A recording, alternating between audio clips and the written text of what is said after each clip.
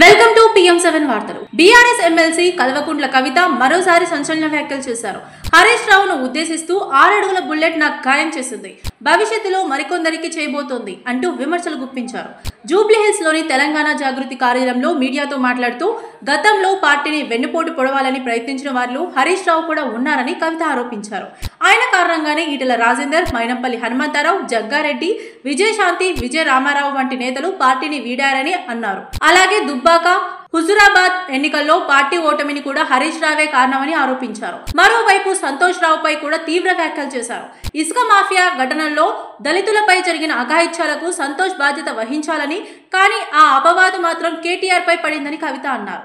Tonic మద్యం case, forest land వివాదాలు, cinema హీరోలతో సంబంధాలు అన్ని సంతోష్ రావు ప్లాన్ చేసినవని ఆరోపించారు. అతనికి క్లాస్మేట్ తప్ప ఇంకేం అర్హత ఉంది అని ప్రశ్నించారు.